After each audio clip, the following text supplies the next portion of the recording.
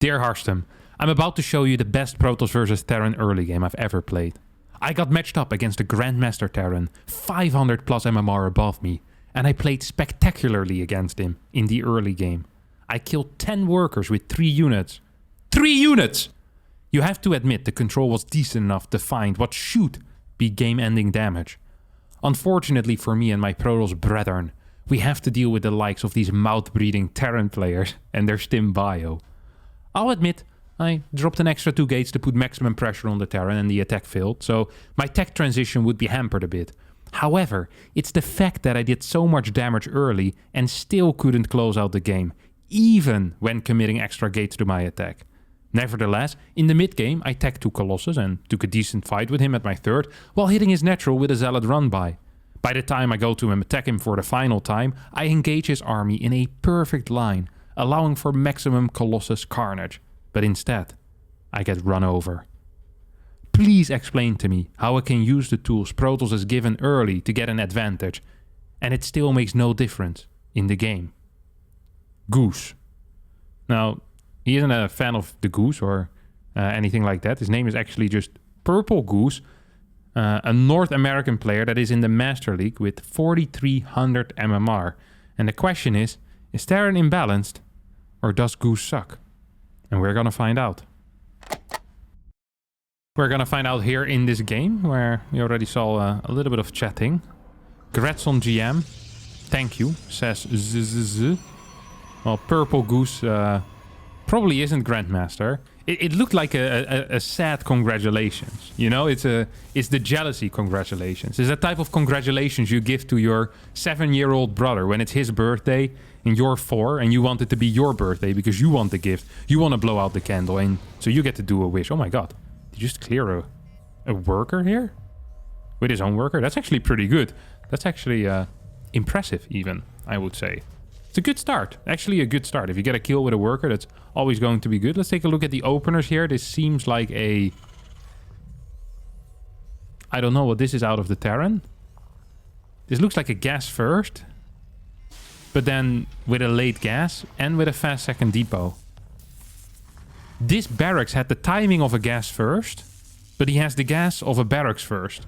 So he managed to get the worst of both worlds. Fantastic. That is like inventing a plastic straw that deflates like one of these paper straws and bad for the environment, and you can't leave it in your drink for more than 2 minutes until it's unusable.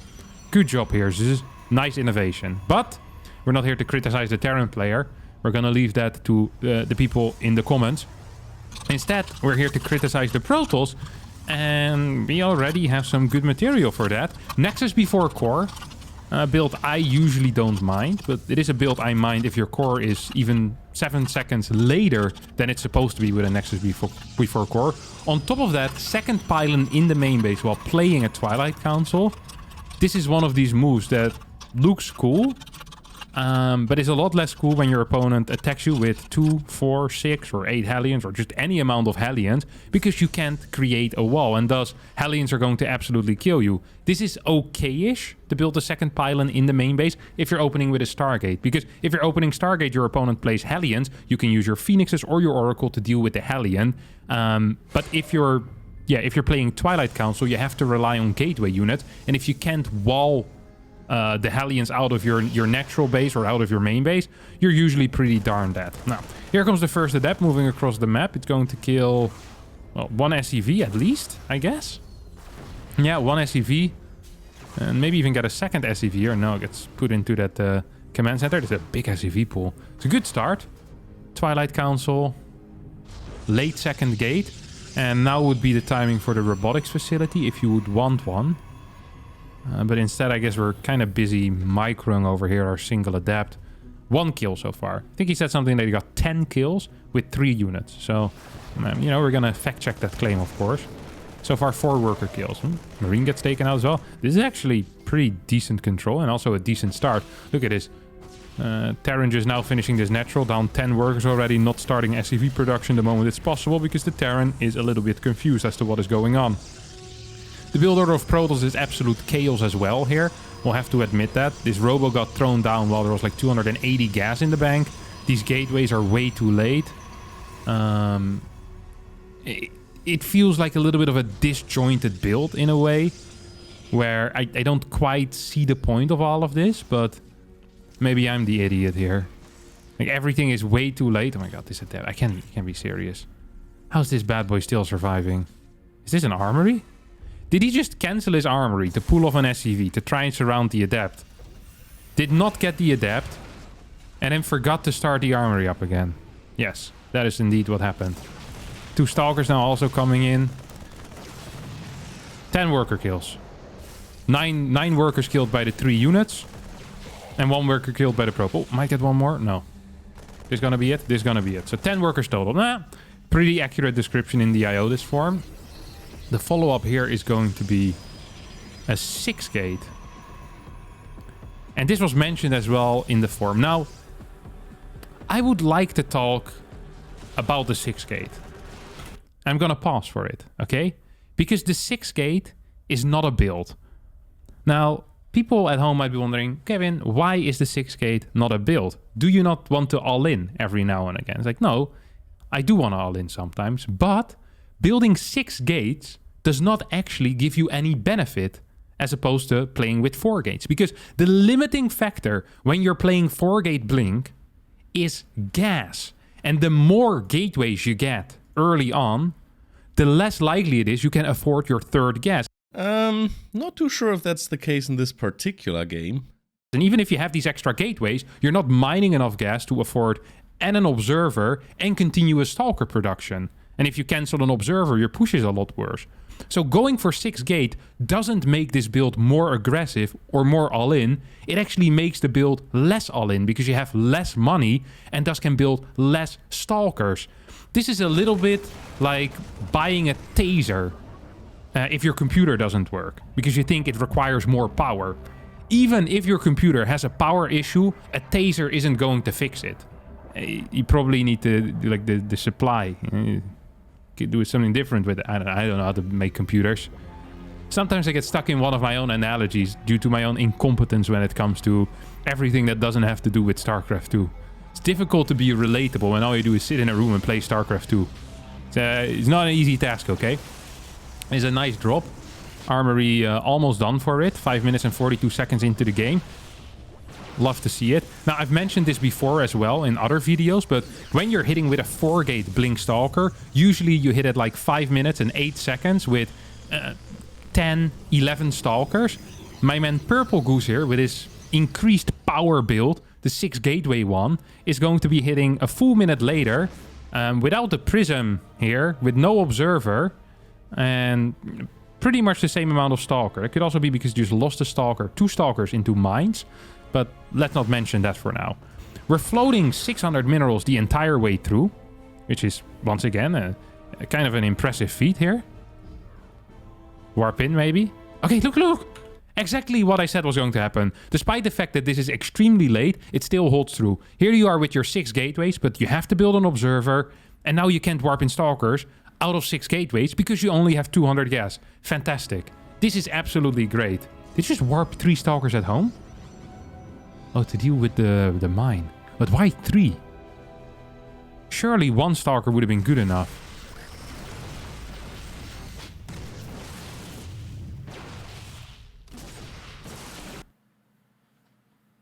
I thought they said 4300 MMR on the form. Let's take a look at this move again. Now, the beauty of the Blink Stalker build, the 4-gate or the 3-gate Blink Stalker, is that you can blink in and then you have a second blink with the Prism. So if there's a tank here on the high ground, you can blink in, clear a couple of Marines or, I don't know, kill a depot or whatever, and then pick up Stalkers that are being attacked with your Prism. Same thing, if there's mines on the high ground, you can blink in, see that this bad boy gets targeted, and pick it up so that your Stalker doesn't die. The second blink. What you can also do is blink into the mines, not take an observer with you, lose 2 stalkers, deal no damage whatsoever, and then blink out again, which is what I think is going to happen here. Yeah. I killed a couple of workers though. It's not the end of the world. Observer could definitely help out. Would like to see that.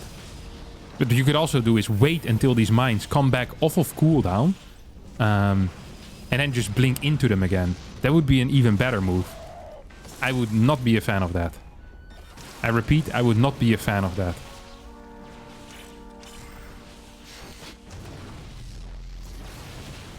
This is good though. This is actually this is a nice move. I'm not quite sure why he blinked a single stalker into that mine, but let's pretend that never happened. I love this kind of like stun lock down here. So like, man, I wish there was a way for me to deal with these invisible mines. If only I had a unit that could detect, and at the same time a unit that could outrange the mine. I wish both of these were on this side of the map already, so I wouldn't have to send them there.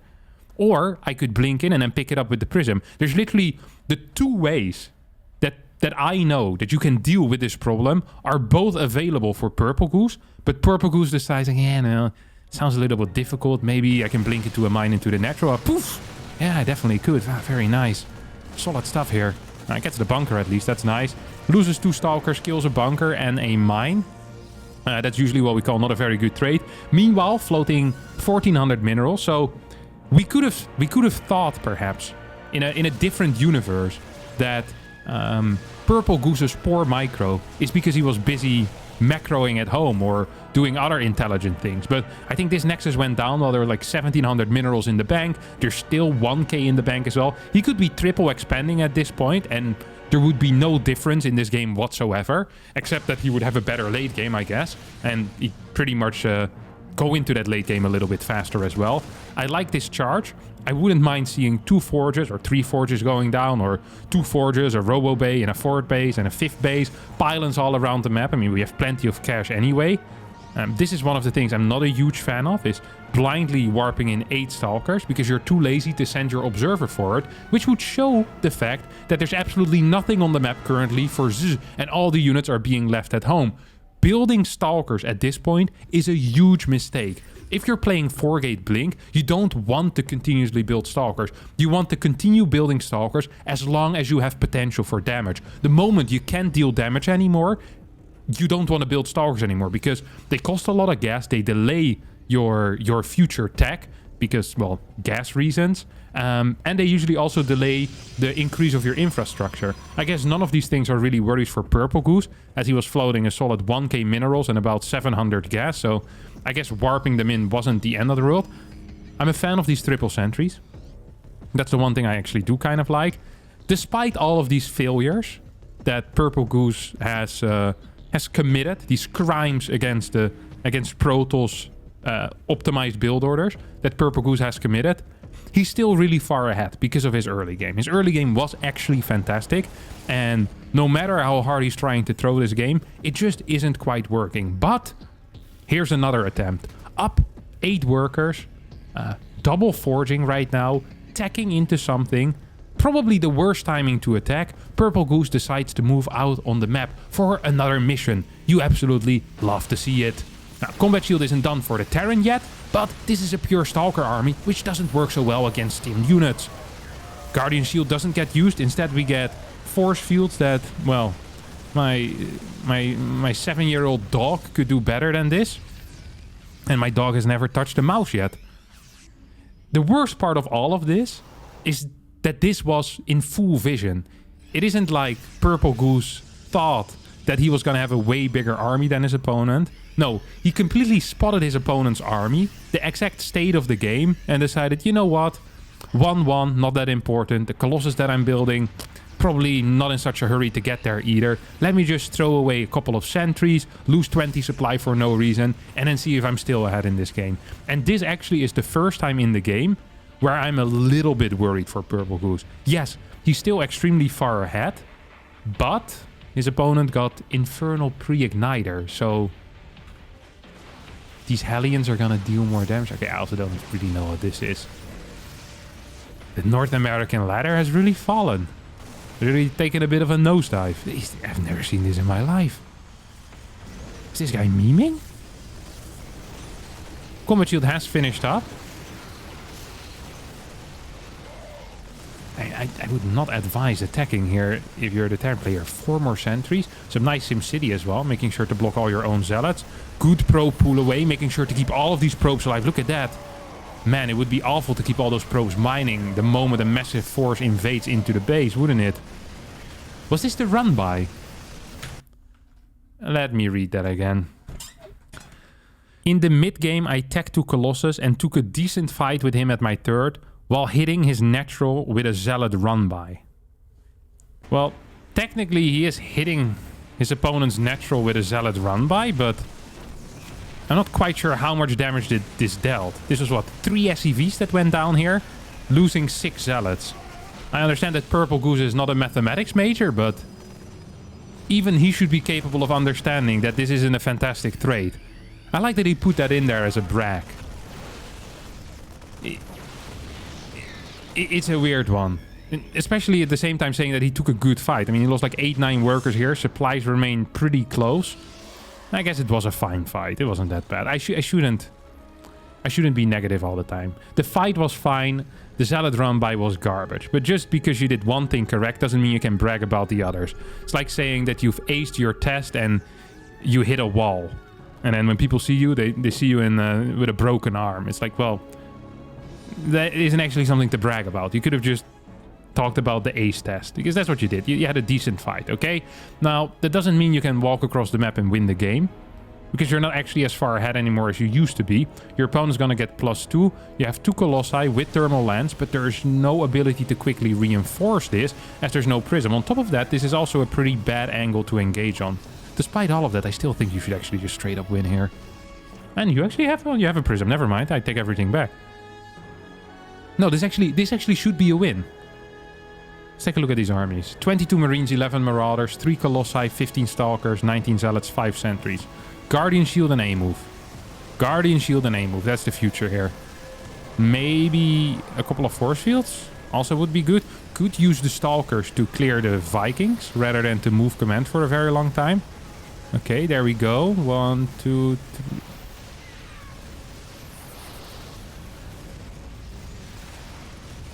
I feel like a lot of these moves in this fight, we'll go over it once more, were slightly mediocre.